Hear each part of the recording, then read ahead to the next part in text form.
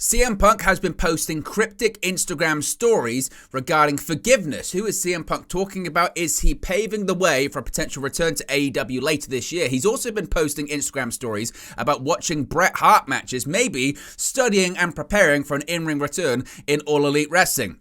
We've also got news on possible issues between AEW and AAA over WWE signing of Dragon Lee. Also an update on the Guns. The new AEW World Tag Team Champions have signed new contracts with All Elite Wrestling. Tony Khan has also commented on the possibility of AEW expanding its pay-per-view calendar. Eddie Kingston has been in the news a lot recently, shooting on various members of the AEW roster, but he's also dealing with an undisclosed injury, forcing him to pull out of an independent wrestling appearance. Mark Briscoe will be in action once again next week on AEW Dynamite, and Satnam Singh posts an interesting trademark for his 1 in the billion namesake.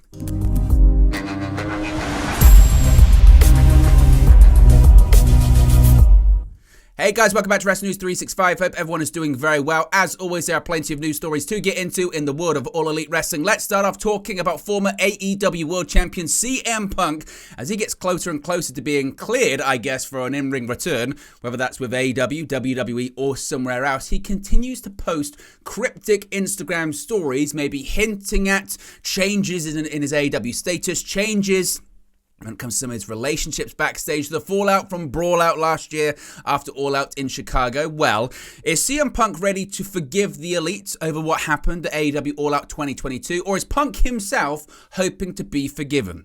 Once AEW's top star, Punk has been suspended/injured from AEW for his comments and actions after the now infamous September 2022 pay-per-view.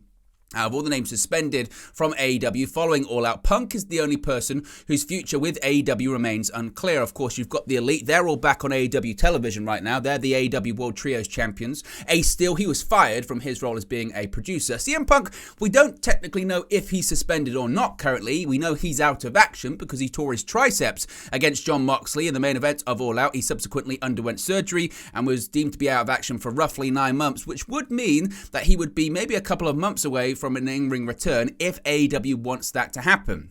Now, as Punk made abundantly clear during his all-out post-show media scrum tirade, he had issues with Kenny Omega, the Young Bucks, Hangman Adam Page, Colt Cabana, and just, I guess, life in general at that point. The two-time former AEW World Champion has accused the three, currently in their second reign as AEW World Trios Champions, of spreading false stories about him.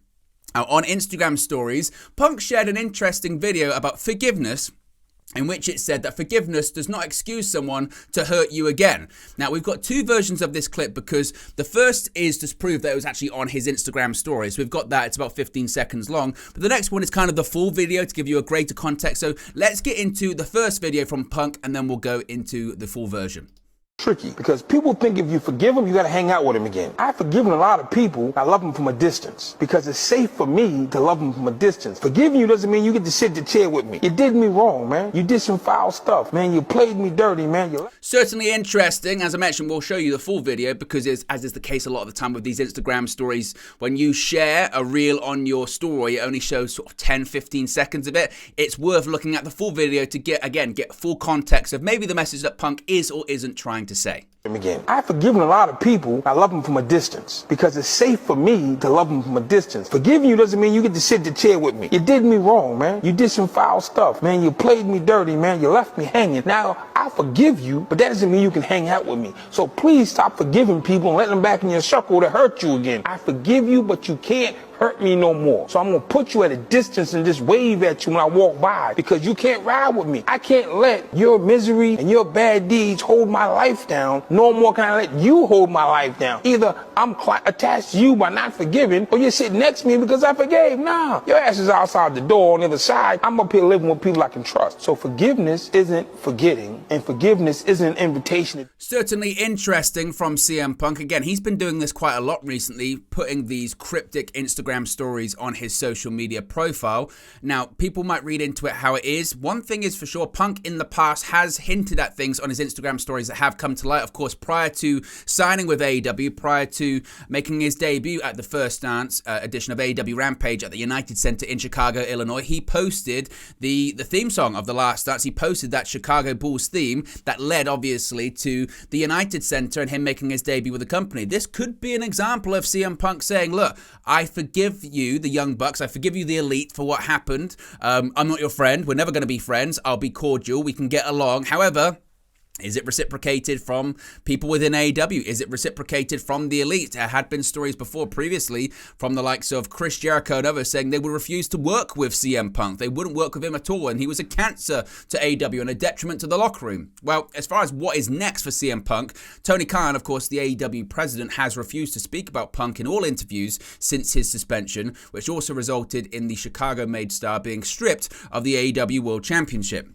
It has been reported that Punk is seeking a buyout of his AEW contract, something that Tony Khan is in no hurry to grant, believing he could jump to WWE. There had been discussions of a non-compete clause, which Tony Khan wanted if indeed Punk was to be bought out of his contract. However, that was something that Punk did not want, and again, it would appear that talks have stalled since then. And I say stalled, we really haven't heard anything regarding a buyout of his contract in months. That was the last development, but that was around October of last year. Again, into the end of 2022, beginning of 2023, we've heard nothing, and many people do believe it's becoming more and more likely and more possible that Punk does indeed return to AEW television and does once again resume his in-ring career with the company. Chris Jericho, meanwhile, a locker room leader, called Punk a cancer following his actions at All Out, and WWE Seth freaking Rollins used similar verbiage last month when he talked about the controversial star. It has also been reported that people from both WWE and AEW are under the impression that Punk returning to either company is a bad idea and that he will only cause more trouble. Punk himself, though, he's yet to publicly comment on his AEW status. As I mentioned, he's been posting quite a few stories recently involving pro wrestling. You can see one here where seemingly the focus of it is his dog Larry, who actually was involved in Brawl Out. That's how wild this story is. But as you can see in the background, what's CM Punk watching? He's watching a Bret Hart match. Now, Bret Hart, obviously huge inspiration to CM Punk and FTR. There have been these rumors and speculation that maybe when FTR returned to AEW programming, CM Punk could also return. FTR, they're uncertain of what their future is going to be in professional wrestling right now. Their contracts reportedly expire in April. They're currently on a hiatus while they determine what they want to do with their future. It has been speculated by some we could see a situation where FTR returns alongside CM Punk and faces off against the Elite for the AEW World Trios Championships. Again, at the moment, that kind of seems a bit fan-fiction-y. We don't really know what the true story is. Nevertheless, Punk is ensuring and making sure that people are still talking about him with all of these stories. Let me know your thoughts in the comment section below. Reportedly, there are issues between AAA and AEW despite being partners. Now, AEW officials reportedly, quote, have issues with AAA over how Dragon Lee's WWE signing went down back in December. The December 28 AAA Noche de Campeones event saw FTR drop the AAA World Tag Team titles to Dragon Lee and Dralistico. After the match, Lee relinquished his title and announced he was signing with WWE. In an update, a new report from the Wrestling Observer notes that AAA is hoping to have either Kota Ibushi or AEW World Trios champion Kenny Omega come and challenge AAA Mega Campeón El Hijo del Vikingo at one of the upcoming Triple Mania events. But landing Omega may be an issue because AEW isn't happy with how the Lee situation went down. While AEW President Tony Khan did know in advance that Lee was signing with WWE because he also negotiated with Lee, AEW officials were apparently not happy with how FTR lost to Lee and Dralistico. Then immediately, while still in the ring, Lee announced he was going to WWE, and WWE had a story ready with ESPN, and they had footage of the scenario with Lee, now a WWE talent, beating one of AEW's top tag teams. Lee even pinned Dax Harwood to win the match. It was noted that Khan, at one point, must have been told that it would be Rush and Dralistico beating FTR, and that would be fine since it was an AEW talent winning and not a WWE guy. And it also made sense for AAA because they would have tag team champions that beat FTR that could be used moving forward, which was not the case with Lee as he left the company and had to relinquish the title.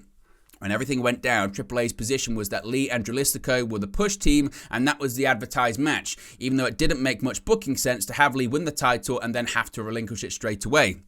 The Observer noted that things between AAA and AEW needed to be smoothed out as AAA booked the match as a favor to WWE, and WWE went along with things, at least partially, to rub AEW's face in it based on how the scenario was orchestrated. AAA booker Conan reportedly went to Orlando on January 28 to try and fix things, but there's no word yet on how that went.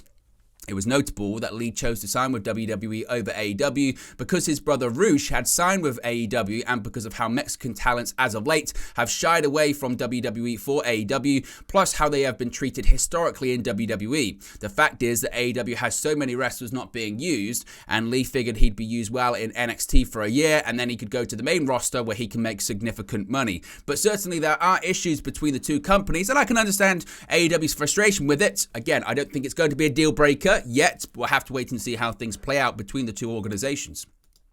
The Guns are the new AEW World Tag Team Champions, despite people being a bit perturbed by that this past week on Dynamite, and they have now signed new AEW contracts. According to Sean Ross Sapp of Fightful Select, the Guns, also known as the Gun Club, the Arse Boys, the Butt Cheek Bros, another very pertinent thing, shocked the wrestling world by winning the AEW World Tag Team Championships on February 8th episode of Dynamite. There's more good news for Austin and Colton Gunn, however.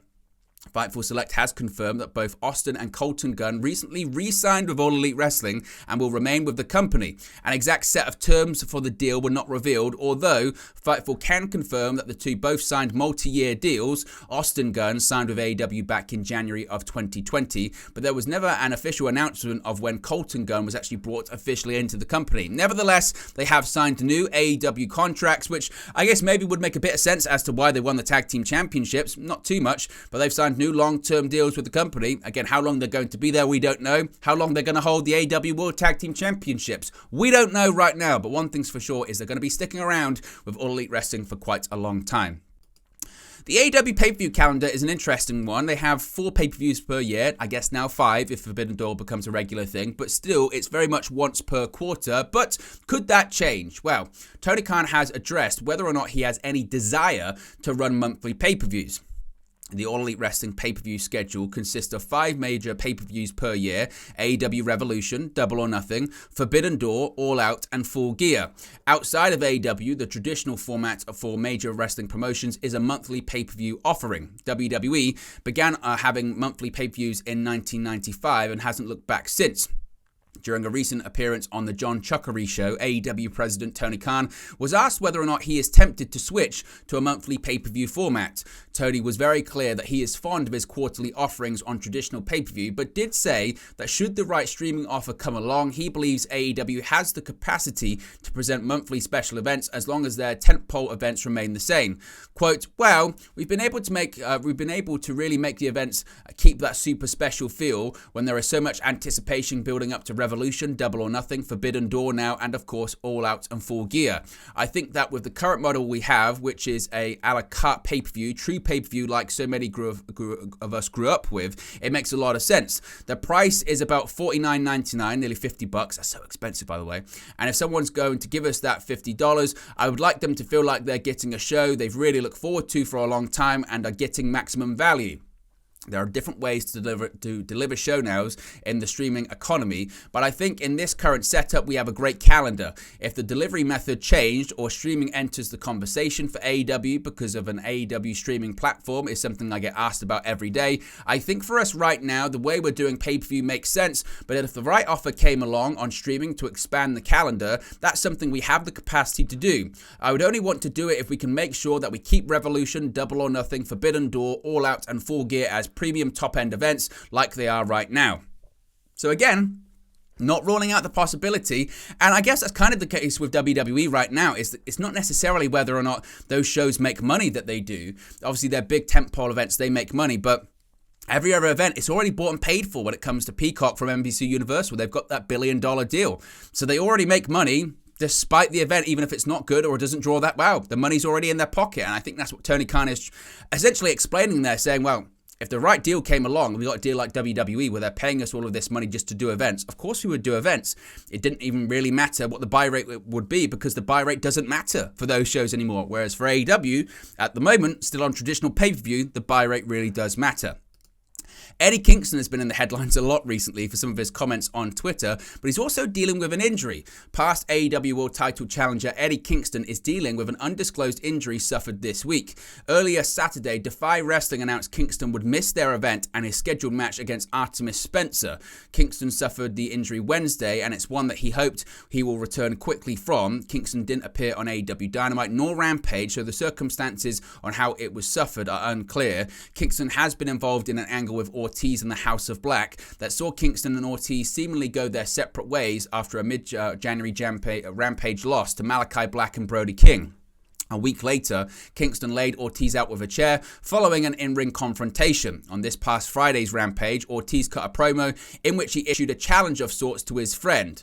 As of this point, Kingston is scheduled to face Jay White at New Japan Strong Battle in the Valley next Saturday. In a tweet earlier today, it appears Kingston plans on being there. He said, quote, "Ha ha ha ha ha. I see you have lost not just Japan, but your mind. So I will take just your health. There is no boss to be a favorite to here. Ha ha ha ha ha." Of course, he's referring to Jay White, who lost his Loser Leaves Japan match against Hikuleu, seemingly finishing up his run in Japan and possibly beginning the end of his run in New Japan Pro Wrestling. If we get any details on what exactly Eddie Kingston's injury is, we'll let you know here on the channel, but as of right now, we don't know. Mark Briscoe is going to be back in action on AEW Dynamite next week despite the initial resistance from Warner Bros. Discovery, the parent company of TBS and TNT. Mark Briscoe has been granted permission to appear on All Elite Wrestling television, largely thanks to the pleas of AEW President Tony Khan. Briscoe first appeared on AEW programming on the January 25 edition of Dynamite, honoring his late brother Jay Briscoe in a match against longtime friend and foe Jay Lethal. 2 weeks later, Mark returned to TV, speaking backstage on Friday's Rampage. The Ring of Honor Tag Team Champion said he felt real good about representing the baddest tag team in the history of the planet. Briscoe was then cut off by smart Mark Sterling, who offered his managerial services to him. After Briscoe rejected the offer, Sterling called him a stupid chicken farmer, and incensed Briscoe yanked on Sterling's shirt collar before Sterling's clients, Ari Daivari, Tony Nese, and Josh Woods interjected. While Daivari and Nese held Sterling back to compose him, Woods issued a warning to Briscoe, quote, "You better watch who you're putting your hands on." The two will now square off on next Wednesday's Dynamite. Co-holder of the Ring of Honor World Tag Team Championship, Mark Briscoe, returns to Dynamite to take on former Ring of Honor Pure Champion Josh Woods this Wednesday on TBS. Tony Khan wrote via Twitter. The upcoming bout will mark the third one-on-one meeting between Briscoe and Woods, with the last happening in a partner takes a shot after a kick-out match at Ring of Honor unauthorized in November 2019. But again, great to see Mark Briscoe back on AEW programming. Finally, Satnam Singh has filed an interesting trademark for his 1 in a billion nickname. AEW star Satnam Singh has been part of a group with Jeff Jarrett, Jay Lethal, and Sonjay Dutt since his debut in the company. Satnam Singh recently filed to trademark his 1 in a billion nickname for a variety of uses, as one can expect. Satnam is set to be in action on next week's AEW Dynamite show, where he will team with Jeff Jarrett, Lethal, and Dutt against the acclaimed Daddy Ass and the AEW All-Atlantic champion Orange Cassidy. So, interesting match certainly announced for next week's show. But there you go, guys. It's the latest AEW news for you. Be sure to smash a like on the like button. Be sure to subscribe, bottom right-hand corner. Remember, you can join the WN365 roster by clicking that join button. You get emojis, badges, members priority chat, and exclusive members only content that is on the way very soon. We're going to be doing historic match and pay-per-view watch-alongs. We're going to be doing debate shows. We're going to be doing interviews. We're going to be doing Q&As. You name it, whatever you want to see, we'll do it as you're part of the WN365 roster. Be sure to smash a like on the like button, and I'll speak with you again very, very soon. Hey guys, thank you for watching, listening, streaming, or however you come across this video today. Be sure to click on the video on the right there to watch our next video, or click the bottom there to subscribe, or the bottom right hand corner. Thank you very much, and I'll speak to you again very soon.